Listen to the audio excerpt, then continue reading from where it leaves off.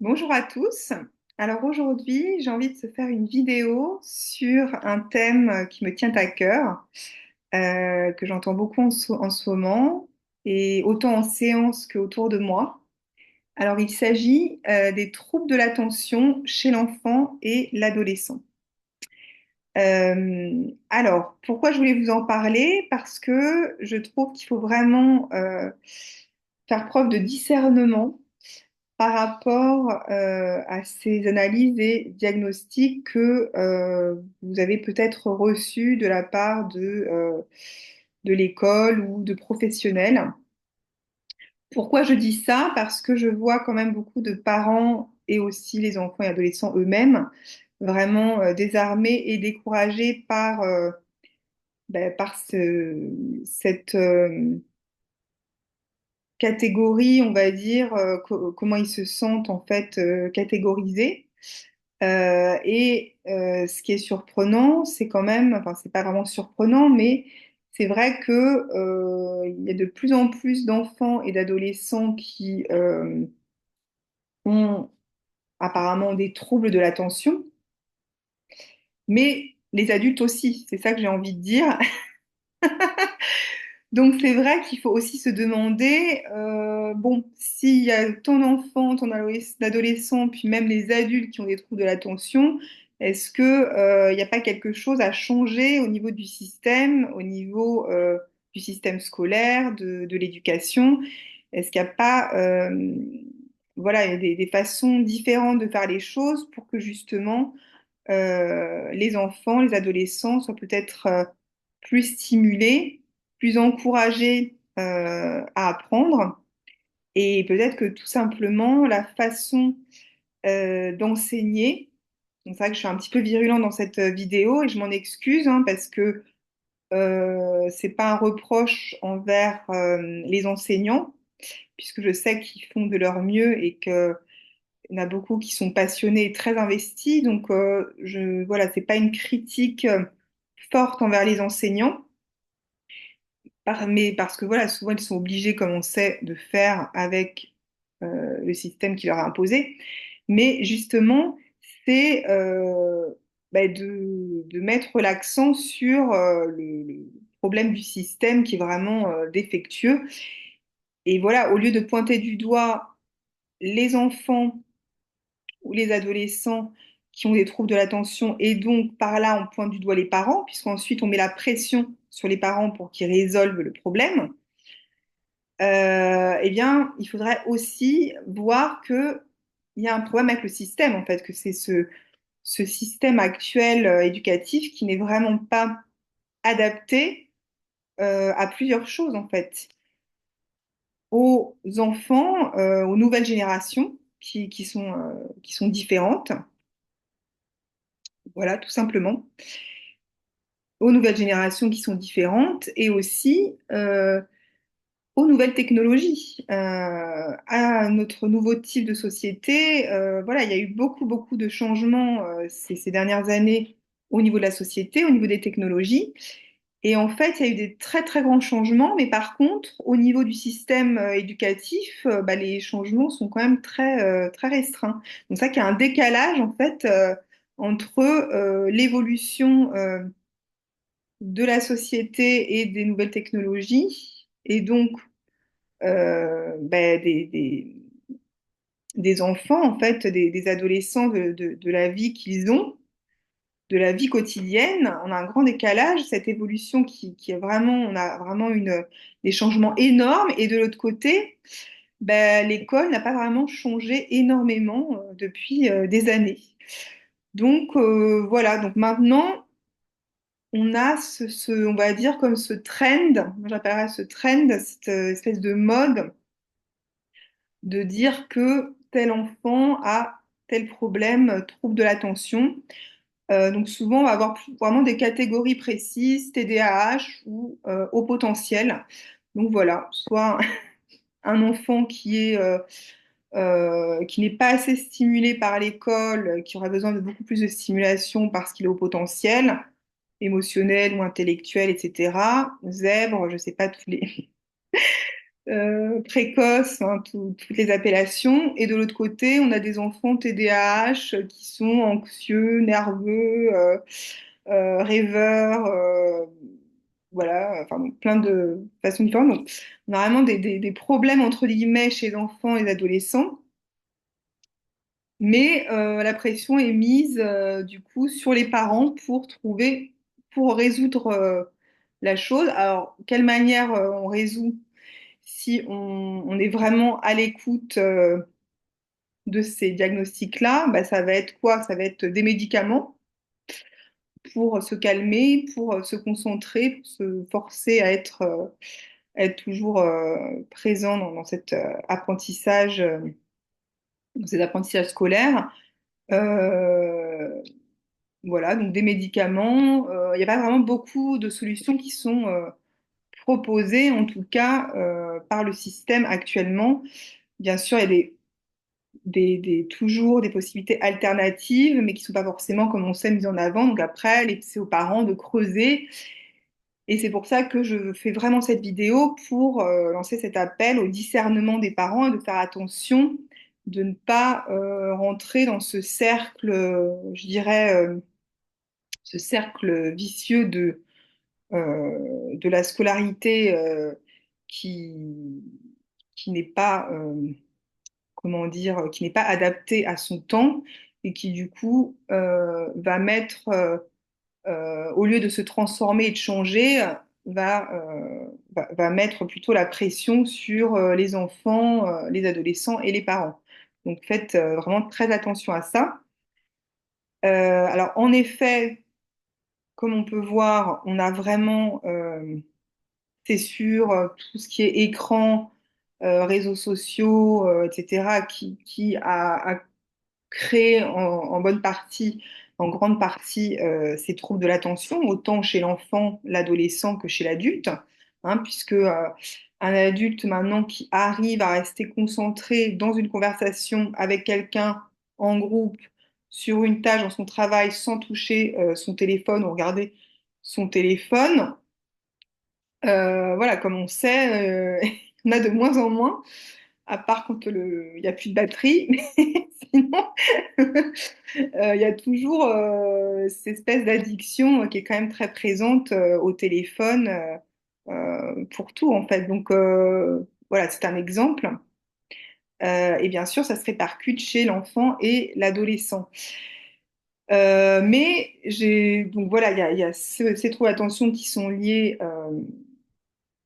aux nouvelles technologies, aux télécommunications qui sont vraiment très présentes autour de nous et qui font que c'est pas évident de garder son attention et sa concentration autant qu'avant, où il n'y avait pas euh, toutes ces possibilités de vite partir sur autre chose au niveau de l'attention. Mais il est clair que depuis environ 25 ans que Internet est arrivé dans nos vies, en tout cas en France, bah, l'éducation n'a pas évolué tant que ça.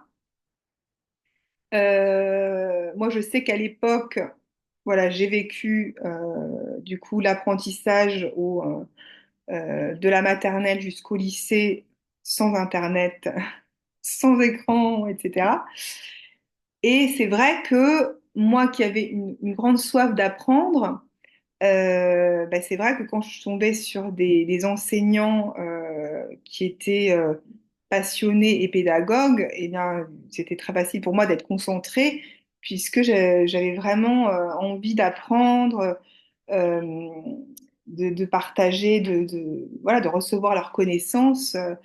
Pour moi, c'était vraiment fabuleux. Mais c'est vrai qu'après, Internet est arrivé et bah, du coup, les enfants, les adolescents d'aujourd'hui ont bien conscience qu'ils ont accès à toutes ces informations, qu'elles soient, comme on sait, superficielles ou profondes, hein, ou spécialisées. Alors voilà, le degré de vérité, d'exactitude n'est pas toujours euh, n'est pas toujours présent. Voilà, faut faire attention. Mais bon, c'était déjà le cas par rapport aux enseignants, même si ils reçoivent leur formation, ils ont une trame, comme on sait, les, euh, les enseignements peuvent être vite subjectifs en fonction d'un enseignant, et ça, on le voit très vite dans les études secondaires, quand on se spécialise dans un domaine, on voit très vite que des fois, bah, parce qu'ils ont dû simplifier, ou on a quand même des fois voilà, on n'apprend pas toujours les mêmes choses selon les personnes. Voilà, c'est ce que je veux dire. Donc, c'était pas forcément quand ça vient des enseignants, les informations sont pas forcément les plus vraies, les plus exactes. C'est juste une parenthèse.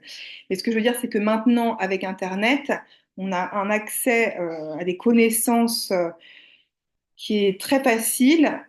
Et donc, bah voilà, les enfants et les adolescents sont bien conscients de ça. Donc, c'est beaucoup plus difficile pour eux d'être concentrés sur le partage d'un enseignant, euh, puisqu'ils savent très bien qu'ils ont la possibilité d'avoir toutes ces informations sur Internet, en fait.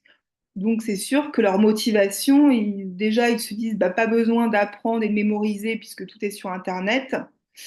Tout est accessible. Si j'ai envie de savoir, bah, je recherche moi-même. Pourquoi j'apprendrai par cœur? Pas besoin de retenir parce que bon, ce sera accessible. Donc, voilà, ils voient bien qu'il n'y a pas il n'y a pas la même utilité et motivation qu'auparavant quand il n'y avait pas Internet. Donc, c'est sûr qu'on reproche souvent aux enfants, enfin, en tout cas, c'est ce que j'entends, hein, je vois. Voilà, il leur est reproché de ne pas faire autant d'efforts que nous ou les anciens à l'époque, à l'école, de ne pas faire autant d'efforts pour apprendre, des efforts de concentration et de mémorisation, etc. Mais il faut bien voir que les temps ont changé et que donc c'est tout à fait normal que la motivation et la concentration ne soient pas là. Il n'y a pas le même enjeu, le même qui est derrière l'apprentissage. Donc voilà, je pense qu'il y a tout ça à prendre en compte. Donc les troubles de l'attention, bah, du coup, ils sont évidents en fait. Ils sont là parce que la société a changé et que le système d'apprentissage n'est plus adapté à notre société d'aujourd'hui, tout simplement. Et donc voilà, faire très attention aux parents, aux enfants, aux adolescents. Alors bien sûr, comme on sait, il y a toujours cette notion de limite, d'effort et de persévérance, de façon aussi de faire les choses, de sérieux, de discipline et d'apprentissage. Il y a toujours ces choses-là quand même qui sont à apprendre, qui sont importantes, comme on sait, pour l'enfant et l'adolescent plus tard, pour qu'il fasse le métier qui le passionne, et on l'espère. Il faudra quand même qu'il écoute des instructions, qu'il les intègre, qu'il les répète plusieurs fois pour les assimiler, etc. Donc il y a quand même tout. C'est sûr que dans notre société actuelle, qui est quand même très spontanée et une société qui est vraiment de consommation, où on a de plus en plus l'habitude de consommer rapidement des choses, de recevoir rapidement des choses sans forcément enfin pour beaucoup d'enfants en tout cas, sans forcément faire beaucoup d'efforts pour les avoir, et ben c'est sûr que ils vont pas avoir la notion de ce sérieux, de cette discipline, de cet effort.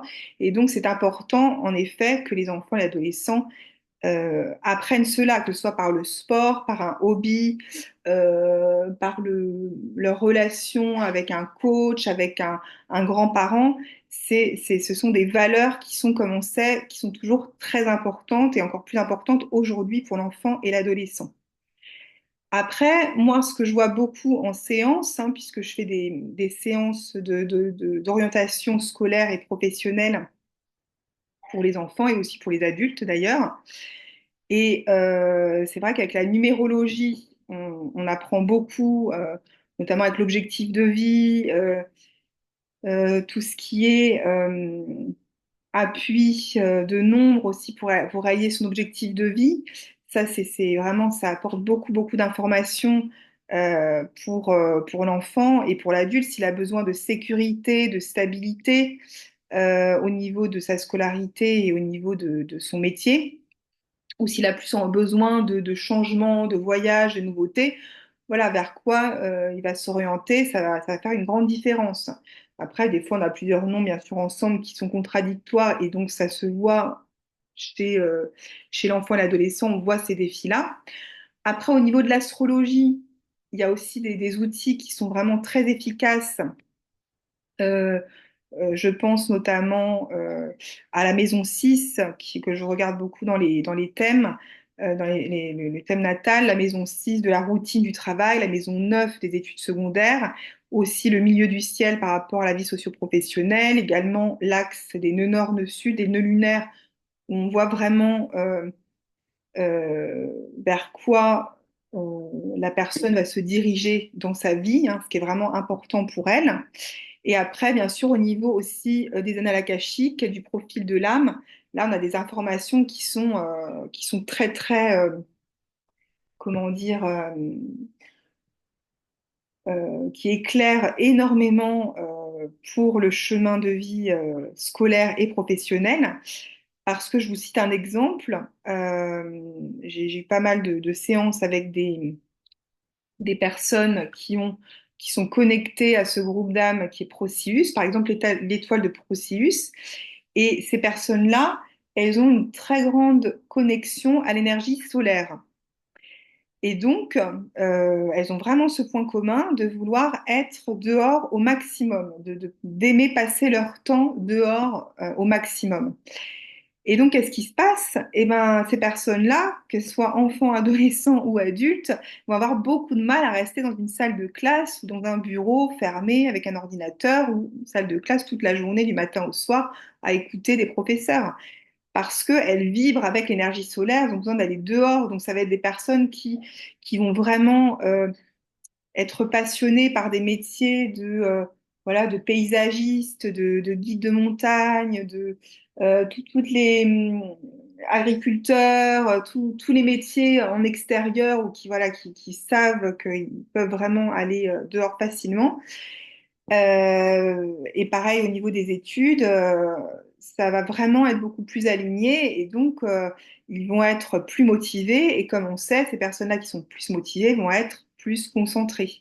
Et automatiquement, bah, l'attention, il n'y a pas besoin de la forcer, que ce soit avec des médicaments ou un autoritarisme euh, vraiment militaire ou grand ou fort, il faut m'écouter, il faut suivre les instructions. Non, voilà, l'attention, la concentration, c'est naturel quand l'enfant, l'adolescent vibre avec ce qu'il écoute, ce qu'il entend. Et voilà, c'est vers cette école-là, vers ce système scolaire-là que l'on on a envie d'aller.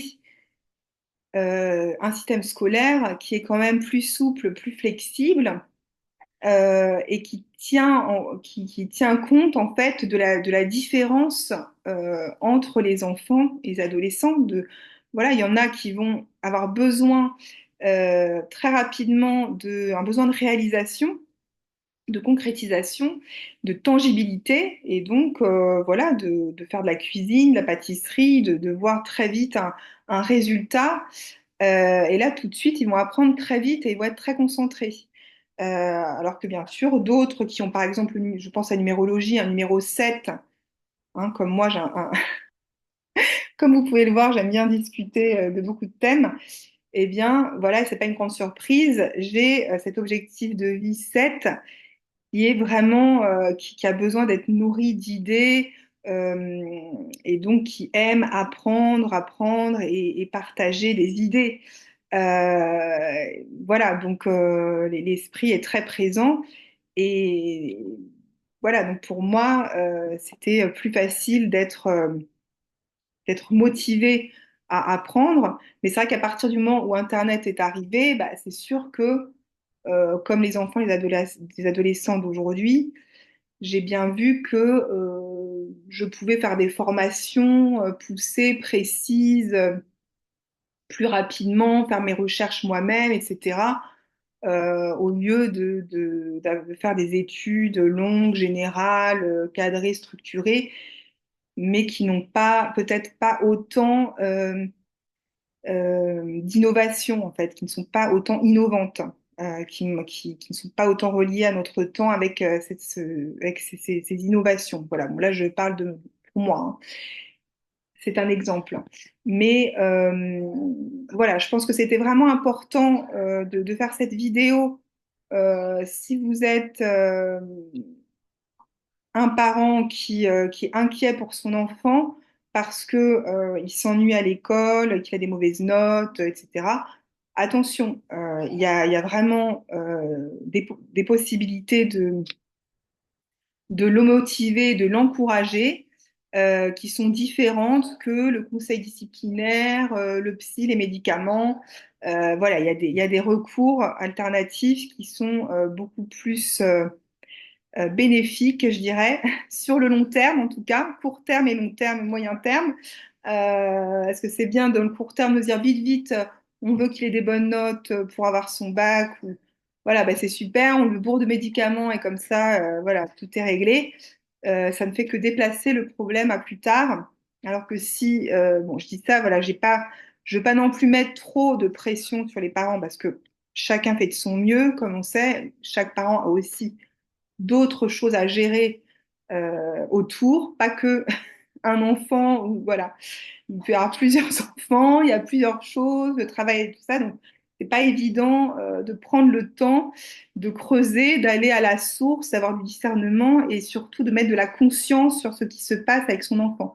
Voilà, donc je ne veux pas non plus émettre trop de jugement par rapport aux parents qui prennent la décision d'aller voir un pédopsychiatre et de prendre des médicaments pour calmer son enfant qui est hyperactif ou trop anxieux.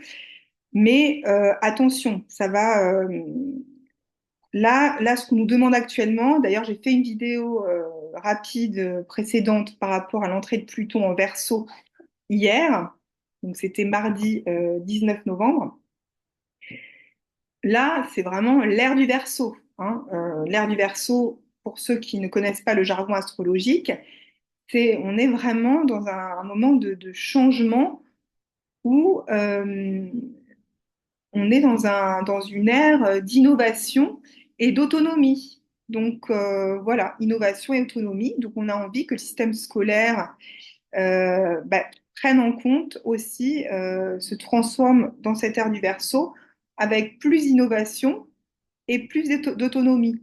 Donc il s'agit pas de dire toutes les nouvelles technologies sont mauvaises et nocives. Comme on sait, elles ont leurs bénéfices, sinon je ne serais pas en train de vous parler actuellement. Donc, moi, qui suis justement une verso avec beaucoup de planètes et de luminaires en verso, quand Internet est arrivé et les nouvelles technologies se sont bien installées, pour moi, c'était un bonheur. C'est vraiment voilà, cet accès à l'information et ce ressenti d'autonomie, d'indépendance et de liberté par rapport aux connaissances et à l'information, pour moi, est un réel bonheur. Donc, il s'agit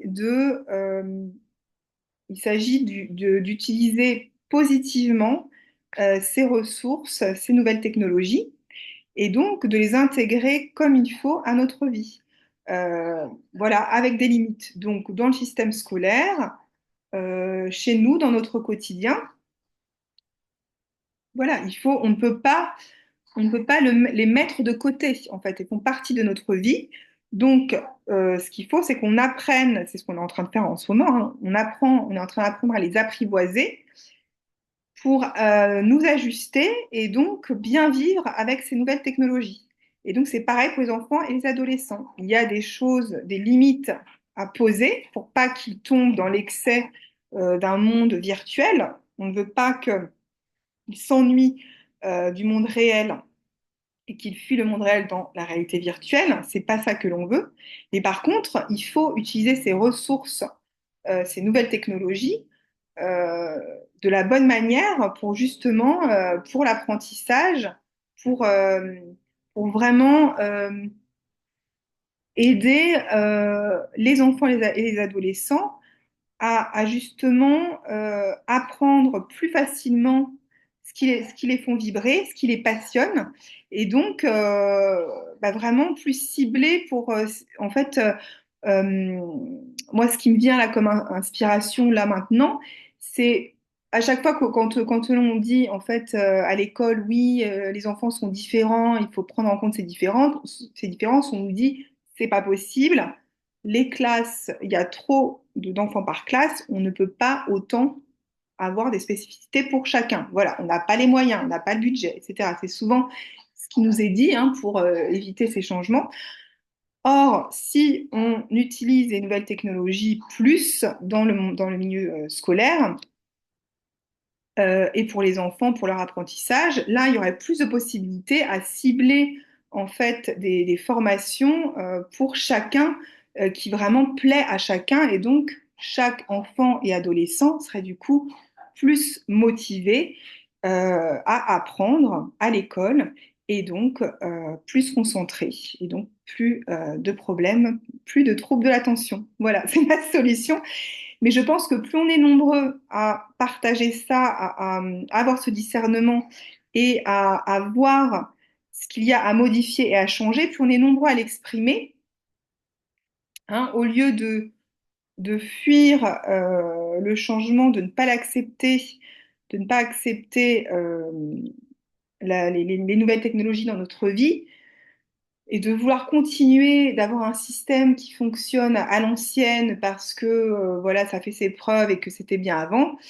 Eh bien, voilà, c'est le moment, cette ère du Verseau, c'est ça, c'est le changement, la transformation, c'est une ère de liberté et d'autonomie. Donc, donnons plus de liberté et d'autonomie à nos enfants et à nos adolescents et même à nous-mêmes. Hein, moi, c'est ce que je vois en séance aussi avec des adultes pour des réorientations professionnelles. Voilà, on peut changer de profession, on peut se reformer.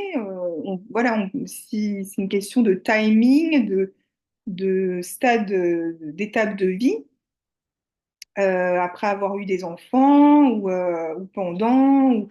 C'est vraiment important d'avoir plus de liberté et d'autonomie par rapport aux formes d'apprentissage, que l'on soit petit ou grand, enfant ou adulte. C'est vraiment là-dessus que je voulais faire ma vidéo. Et à partir de là, on n'aura plus de troubles de l'attention pour personne. Et tout le monde sera concentré parce que quand on fait quelque chose qui nous passionne et qui nous fait vibrer, on est concentré sans se forcer. Voilà, c'était la petite vidéo du jour et je vous dis à très bientôt.